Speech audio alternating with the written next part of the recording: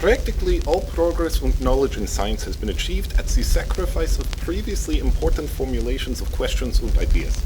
Thus, an increase in knowledge and perception limits successfully the claim of the scientist to an understanding of the world. The observation of nature by man shows here a close analogy to the individual act of perception. It means that in every act of perception we select one of the infinite number of possibilities, and thus we also limit the number of possibilities for the future. In our experiences, qualities like color, smell, and taste are so much immediate and direct realities as shape and movement. In depriving atoms of these qualities, and the very strength of atomic theory lies in this abstraction, one sacrifices immediately the possibility of understanding the qualities of things in the true sense of the word. In place of what we have called immediate and direct understanding, there is an atomic theory, a kind of analytical comprehension.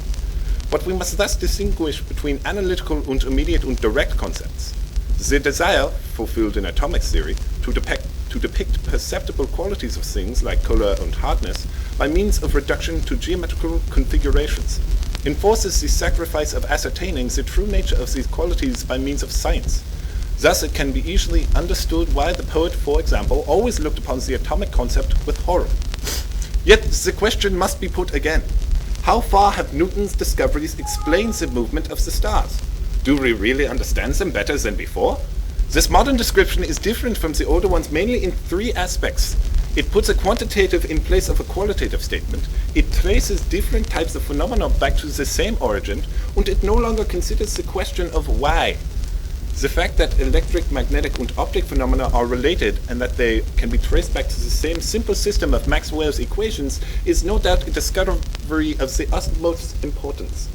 On the other hand, we must admit that a blind man may learn and understand the whole of optics, and yet he will not have the faintest knowledge of real light. This sacrifice of the living and immediate understanding, which has been the basis of the scientific progress since Newton, was also reason for Goethe's bitter struggle against Newton's physical optics and his teachings on color. It would be superficial to neglect this struggle as unimportant. There is a good reason for one of the most eminent men using all his power to combat the achievements of Newton's top optics. Goethe discovered to his great surprise that large white surfaces do not, as he had assumed from his studies of Newton's theories, appear colored, but that they are white, and that the corresponding observation applies also to large dark surfaces. Colored borders appear only at the edges of light and dark surfaces. From this, Goethe realized that a boundary is necessary to produce colors. Goethe concluded that color is created by the combination of dark and light, and not by light alone, as Newton thought. Newton's theory forms to this day the basis of all physical optics. White light is considered to be composed of different colors of light, similar in a way to the sound of distant breakers, which is composed of the rush of individual waves, though appearing to our sensations as one undivided whole. By means of external influences, individual colors can be singled out. In this process of separation, some matter is always required which will remove light, and this can be compared with what Goethe calls dimness or darkness. Thus, Newton's theory also explains that colors are created from white light only as a result of reciprocal action with dimness. But the order of phenomena is completely different in the two theories. The simplest phenomenon in Newtonian theory is the narrow monochromatic ray purified by complicated mechanisms from light of other colors and directions. Goethe's simplest concept is the bright all-embracing daylight. Newton's basic effects, so remote from our daily experience, makes optical phenomena accessible to measurement and mathematical treatment. Newton's theory makes it possible a certain control over the phenomena of light and their practical use, but it is plainly of no assistance to a better appreciation of the world of color surrounding us. Newton's starting point sounded strange and unnatural to Goethe. White light, that is, light in its purest form, is to be downgraded to a composite. Instead, the physicist is to accept as the basic form of light tormented and forced through narrow slits, lenses, prisms, and all sorts of complicated devices. We can well understand when Goethe gives vent to his disappointment in these words. The physicist also wins mastery over natural phenomena. He accumulates experience, fits and strings them together by artificial experiments. But we must meet the bold claim that this is nature, with at least a good-humored smile and some measure of doubt. No architect has yet had the notion of passing off his places as mountains and woods. On the other hand, the physicist can legitimately reproach Goethe in that this theory cannot be regarded as scientific, since it cannot lead to a real control of object phenomena. Particular color phenomena, not yet observed, cannot be predicted with any accuracy. This, however, is precisely what Newton's theory can lay claim to do. It is clear to all who have worked more recently on Goethe's and Newton's theories that nothing can be gained from an investigation of the separate rights and wrongs. Basically, the two theories simply deal with different things. A somewhat clearer picture of the differences between these two theories can be gained by inquiring into the purposes that they are to serve. This should not be misunderstood to mean that a scientific theory is always related to a definite purpose and that their only aim is to achieve this purpose. But every scientific theory arises in a mental climate which implies some idea as to how the projected theory might later be applied. This background is often conditioned by the historical development of science concerned, and the author of the theory may only be vaguely conscious of it. If we then speak of the purpose of a theory, in this sense, there can be no doubt that Goethe's theory of color was designed to serve the artist, particularly the painter. The background out of which Newton's theory grew was entirely different. The experiences of science since Galileo and Kepler have taught us that the mechanics can be summarized in and understood by mathematical laws. It is quite obvious that Newton's efforts were directly precisely towards such progress in the mathematical explanation of color. Later developments have shown how well the two theories achieved their stated objectives. Without a mathematical theory of light, there would never have been a telescope or a microscope.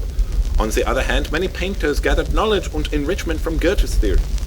It has also frequently been said that behind this diversity of purpose there lies a deeper differences of mental approach, and that the fundamentally different attitude of the poet and the mathematician to the world have led to such different theories. This certainly expresses an important reason for the dispute, but it would be unjust to conclude that this other poetic side of the world need necessarily be alien to the scientist. Newton devoted a large part of his life to philosophical and religious investigations, and it is probably correct to say the world of poetry has been very familiar to all really great scientists. Perhaps the difference between the two theories is most accurately defined by saying that they deal with two entirely different levels of reality. Modern science soon made a division of reality into objective and subjective. While the latter is not necessarily common to different people, objective reality is forced on us from the outside world, always in the same way, and for that reason early science made it the subject of its investigations. In a way, science represents the attempt to describe the world to the extent that is independent of our thought and action. Our senses rank only as more or less imperfect aids enabling us to acquire knowledge about the objective world. To this objective reality there stands opposed that other reality, important and full of meaning for us. In that reality events are not counted but weighed, and past events not explained but interpreted. Useful interrelations here means a belonging together within the human mind. True, this reality is subjective, but it is no less powerful for all that. This is the reality of Goethe's theory of color.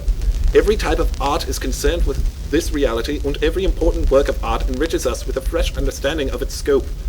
Goethe said that what the physicist observes with his apparatus is no longer nature.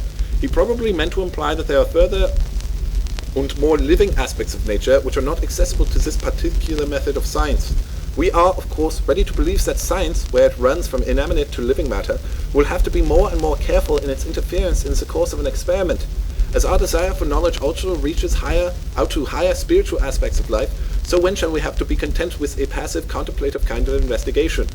From this point of view, the division of nature into subjective and objective sector would appear an oversimplification of reality. It would be more to the point of imagining a division into many overlapping sectors, divided by the question we ask of nature and by the amount of interference which we are allowed during an observation. We cannot, without admiration, pass by the fact that infinitely diverse phenomena of nature on Earth and on the stars can be classified by so simple a scheme of laws. On the other hand, we must not forget that a high price had to be paid for this unification of the scientific concept of the universe. Progress in science has been bought at the expense of the possibility of making the phenomena of nature immediately and directly comprehensible to our way of thought. Thus, I return to the question posed at the outset. Can science claim to lead an understanding of nature?